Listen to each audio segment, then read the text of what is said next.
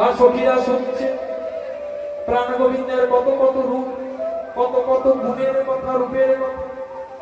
আচ্ছা, রাধারানী যে শুধু বলে যাচ্ছে, রাধারানীর কি কোনো গুণ নেই?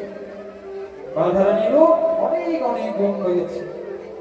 যেমন রাধারানীর গুণ রয়েছে, আমরাও যদি সকলে চেষ্টা করি,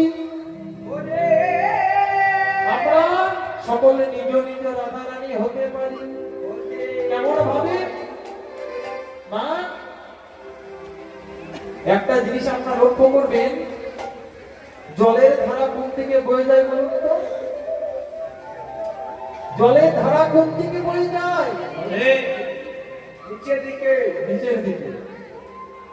জল নিচের দিকে যেমন বয়ে যায়, ঠিক উপর দিকেও যায়। এখন 20 তলা 25 তলা বাড়ির উপরেও জল উঠছে, নিচের দিকে যেমন যায় উপর দিকেও তেমন যায়, যায় মোটরের সাহায্যে। কিন্তু কি আমরা সাধারণ ভাবে জানি যে জল নিম্ন গতি নিচের দিকে বয়ে যায়। জলের ধারা নিম্ন গতি,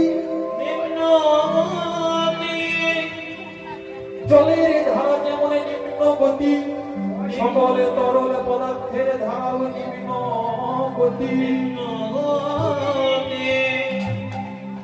আমাদের দেহের মধ্যে যে ধারা রয়েছে,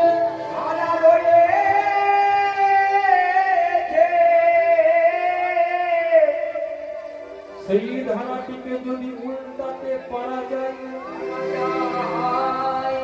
আচ্ছা, ধারা কিভাবে বলে বলুন তো?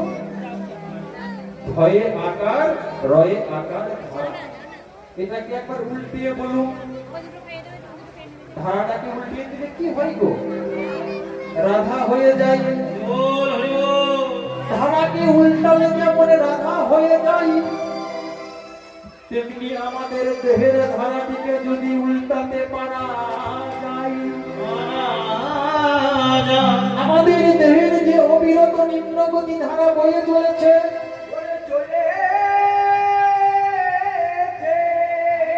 সেই আমাদের নিম্নগামী ধারাকে যদি ঊর্ধ্বগামী করা যায়, তাহলে আমরা নিজ নিজ রাধারানী হতে পারব।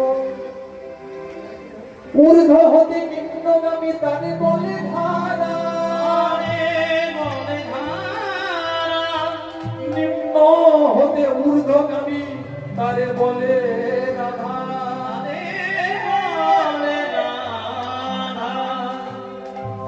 এগুলো সব আমি বলে দিলাম, কিন্তু কিভাবে হয় সেটা কিন্তু আমি বলতে পারবো না, সেটা গুরুদেব একমাত্র জানিয়ে দেবে। তাই